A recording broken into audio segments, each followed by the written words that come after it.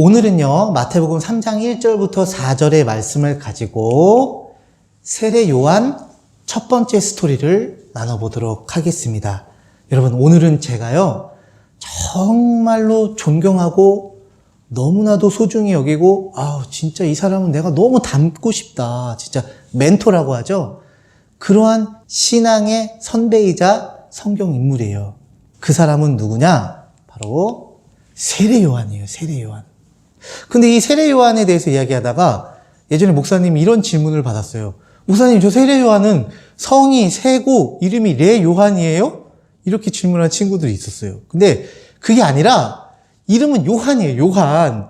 근데 이 요한이 하나님의 선지자로 사명을 받고 어떤 일을 집중적으로 했냐? 그게 바로 사람들에게 회개의 세례를 전파하는 일을 했어요. 이게 그 세례 요한이 하나님께 받은 사명이었어요. 그래서 사람들이 그 앞에 세례자라는 별명을 붙여준 거야. 그러니까 닉네임이야. 세례 요한. 이렇게 여러분들이 이해하시면 돼요. 자, 그러면 우리 오늘 본문 말씀의 은혜를 받기 위해서 먼저 세례 요한에 대해서 우리 집중 탐구를 좀 해봅시다. 자, 먼저 우리 세례 요한의 패션 스타일을 한번 좀 보도록 하겠습니다. 이 패션 스타일에 대해서 성경에 나와 있어요. 세례 요한은 낙타털 옷을 입고 그리고 가죽 허리띠를 찼답니다. 보시다시피 야성미가 넘쳐나지 않습니까? 상남자 중에 상남자 같죠. 근데 왜 그랬을까? 그 세례 요한의 그 거주 스타일을 파악해 보면 돼요. 이 세례 요한이 어디서 먹고 자고 살았냐? 바로 광야였어요. 광야. 광야는요, 여러분, 풀 한 폭이 물 한 모금 사람 중 구할 수 없는 허허 벌판이에요. 근데 그런 곳에서 옷을 해 입으려고 하니 저런 야성미 넘치는 옷을 만들어 입을 수밖에 없었죠. 그리고 세례 요한의 푸드 스타일을 좀 살펴볼까요? 세례 요한의 푸드 스타일은 뭘 먹었냐면은 메뚜기와 석청을 먹었대요. 메뚜기 드셔보셨습니까? 메뚜기 먹어봤어요? 그 맛있는 걸 안 먹어봤어, 아무도? 근데 이게 이 메뚜기가 진짜 그 곤충 메뚜기인지 아니면 당시 이스라엘 이 광야 같은 곳에 간간히 열리는 어떤 메뚜기 모양의 열매일 것이다. 뭐 의견이 분분하거든요. 근데 뭐 어느 것도 상관없어요. 광야에 나는 음식을 먹었다는 거예요. 이 석청은 뭐냐면 벌꿀이에요, 벌꿀. 그 벌집에 있는 그 꿀, 벌꿀 있죠? 그게 뭘 의미합니까? 세례 요한은 철두철미하게 광야에서 얻을 수 있는 그런 것들을 가지고 먹고 살았다는 거예요. 왜 그럴 수밖에 없었을까? 딱 보세요. 이 세례 요한의 패션 스타일, 주거 스타일, 푸드 스타일 딱 합치면 딱 노숙자 스타일이 나오죠. 노숙자 스타일. 그죠? 왜 그랬을까? 근데 그거는 좀 이따가 자세하게 설명할게요.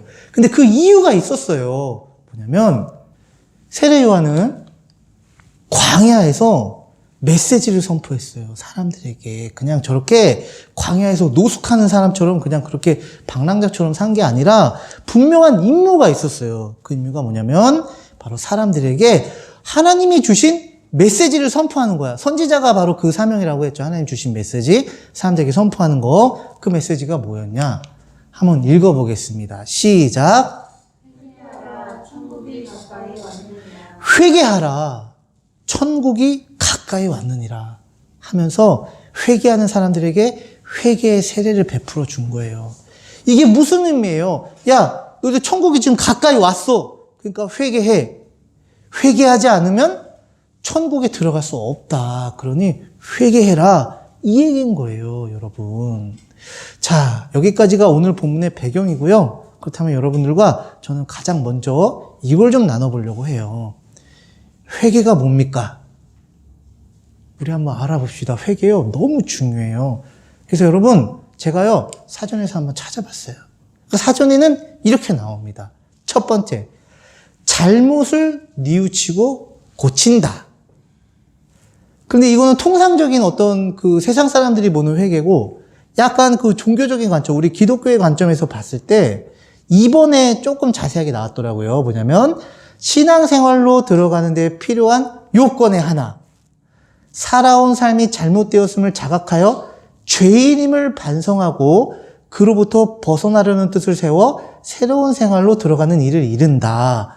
대충 회개의 개념을 모든 사람들이 이렇게 알고 있지만 사실 성경에서 말하는 회개는요, 여기서 한 걸음 더 들어가야 돼요. 여기서만 끝나는 거 아니에요.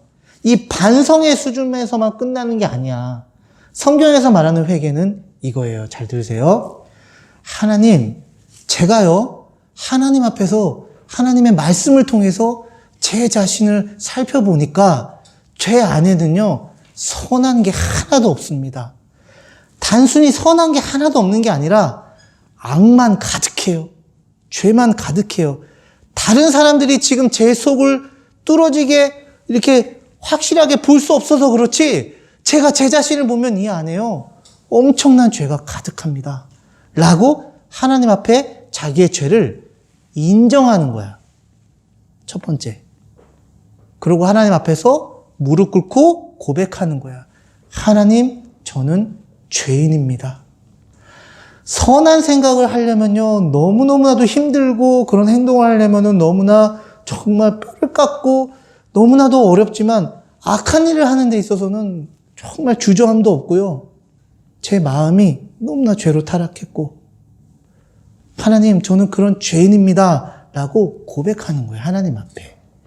그리고 하나님 말씀 보니까요, 저는 이 죄에 대해서 당연히 심판을 받아 마땅합니다. 저 지옥 형벌을 받아야 마땅한 죄인임을 하나님께 고백합니다. 라고 인정하고 고백하고 하나님께 돌아가는 거예요. 그게 성경에서 말한 회개예요. 단순히 이 사전적인 의미처럼 내가 뭘 잘못했고 안 좋은 습관이 있고 이거 있으면 내 인생에 앞날에 걸림돌이 되고 장애물이 되고 조금 깨림직한데 이거 반성하고 이거 없애자, 그게 아니야. 우리 기독교에서 말하는 회개는 나는 하나님이 정하신 죄의 심판인 지옥 형벌을 받아 마땅한 죄인입니다라고 고백하고 하나님께 돌아가는 거예요. 그렇게 하나님께 돌아갔을 때 하나님 어떻게 하는 줄 알아요? 그래, 너는 지옥 가 마땅할 놈이야 임마. 지옥에 빨리 가. 절대 안 그러세요. 어이구 잘했다, 어이구 잘했어 하면서 두 팔 벌려 우리를 안아주시면서 회개하고 돌아온 우리를요, 어딘가로 이끌어 가세요. 어딘가로 이끌어 가냐? 예수님의 십자가로 이끌어 가는 거예요. 그리고 저 십자가 앞에 무릎 꿇은 저 사람들처럼 무릎 꿇게 우리 마음을 인도해 주세요. 왜? 너 죄인인 거 그래, 맞아. 너 그대로 있으면 지옥에 갈 그 형벌의 죄인 맞아. 하지만 난 널 너무 사랑했기 때문에 절대로 그곳에 보낼 수 없어. 자, 내 아들 예수의 십자가 앞에 무릎 꿇어라. 왜? 너의 그 죄의 지옥 형벌을 내 아들 예수를 통해서 내가 해결했어. 라고 저 앞에 무릎 꿇고 예수님, 내 죄를 위해서 십자가를 지신 주님 찬양하고 경배합니다. 주는 나의 하나님이십니다. 라고 고백하도록 인도하시는 거예요. 이 십자가는요, 대단한 게 아니에요. 복잡한 게 아니에요. 목사님, 목사 되려고 거의 한 10년을 공부하고 준비했거든요. 그럼 저 같은 사람들만 이거 이해할 수 있을까? 천만에요. 남녀노소 빈부격차 아무런 상관없어. 십자가 딱 하나야. 내 죄를 대신 예수님께서 받으셨다. 십자가에서 지옥 형벌을 받으셨다. 이거 하나예요. 자, 그러면요, 우리는 회개를 통해서 이러한 귀한 영적인 진리를 얻을 수가 있어요. 뭐냐면 한번 읽어보세요. 큰 목소리로 시작. 회개 없는 믿음은 구원에 이르는 참된 믿음이 결코 너무너무 중요해. 목소리 크게 다시 한번 시작. 회개 없는 믿음은 구원에 이르는 참된 믿음이 결코 아니다. 왜? 예수님의 십자가. 예수님 십자가 왜 줬어요? 내 죄를 위해서 줬대. 근데 내가 회개를 안 해. 내 죄가 뭔지도 깨닫지도 못해. 내가 죄인인 걸 하나님 앞에 고백하지도 않아. 인정하지도 않아. 그럼 예수님의 십자가와 무슨 상관이야? 그러니까 회개하지 않는 믿음은 성경에서 말하는 구원에 이르는 하나님이 인정하시는 참된 믿음이 아닌 거야. 왜? 예수의 십자가와 나는 관계가 없어요. 이 얘기랑 똑같은 거거든. 내가 왜 죄인인데? 그래서 믿음 없는 세상 사람들한테 전도할 때 가봐요. 죄인입니다. 죄가 있습니다. 우리 모두는 죄인으로 태어났습니다 하면은 내가 왜 죄인인데? 내가 지금까지 얼마나 열심히 살았는데 나 경찰서 근처도 안 가본 사람이야. 당신이나 잘하셔 이래요. 근데 성경은 그게 아니잖아요. 그러므로 내가 하나님 앞에 죄인임을 고백한 그러한 참된 회개가 없으면요, 예수님의 십자가랑 자기랑 아무런 상관이 없는 거 내가 왜 믿어야 되는데, 내가 죄인도 아닌데. 자, 여러분 질문합니다. 여러분들 하나님 앞에서 회개하셨어요? 예수님의 십자가 앞에서 무릎 꿇고 하나님, 저는요 아무리 생각해 보니까 지옥에 가야 마땅한 죄인입니다라고 회개한 적 있어요? 부모님 손에 이끌려서 교회에 온 거 너무나도 귀한 하나님 선물이에요. 여러분들 그 부모님 밑에서 하나님이 태어나게 안 해줬으면 여기 앉아 있겠어요, 지금? 이 얘기 듣겠어요? 회개에 대해서, 죄에 대해서, 구원에 대해서? 하나님이 여러분들 너무나 사랑해줘서 창세전부터 그런 부모님 밑에서 태어나도록 섭리를 하신 거예요. 그러나 거기까지예요. 여기까지라니까? 여러분들이 회개해야 돼. 부모님이 절대 못해줘. 아, 우리 부모님, 우리 엄마, 아빠, 목사님이고, 장로님이고, 권사님이고, 그렇게 교회 열심히 하는데, 나 거기 아들 다리고 같이 교회 다녔는데, 아이, 그래도 나 천국 가겠지. 여러분, 국물도 없어요. 죄송한 표현이지만. 너무 냉정하게 표현하지만, 전혀 상관없어요. 뭐냐면, 딱 여기까지예요. 그리고 여기서부터 선택은 여러분들이 해야 돼.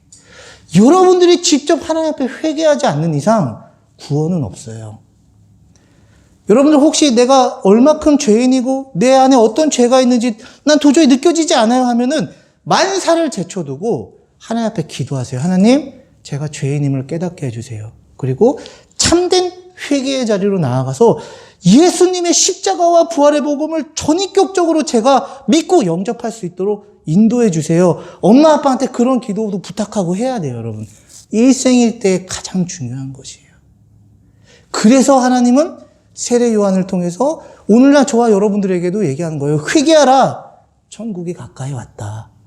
여러분들 회개에 대해서 진지하게 고민할 수 있는 우리 친구들 되길 축복합니다. 그리고 하나 더 나눌게요. 아까 살펴봤죠?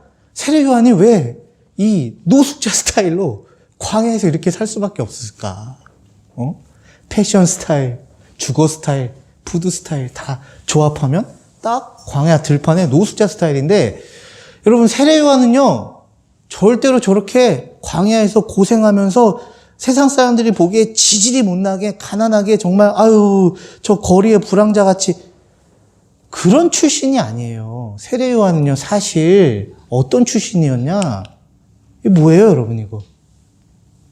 자, 저는 저 수저를 잡고 태어났습니다 라는 친구 한번 손들어 보세요. 금수저. 금수저 자산 20억 원 또는 가구 연수입 2억 원 있어요. 우리 부모님이 저렇다. 없어요. 근데 세례 요한은요, 소위 세상 사람들이 말하는 금수저를 잡고 태어난 사람이에요. 왜 그런지 알아요?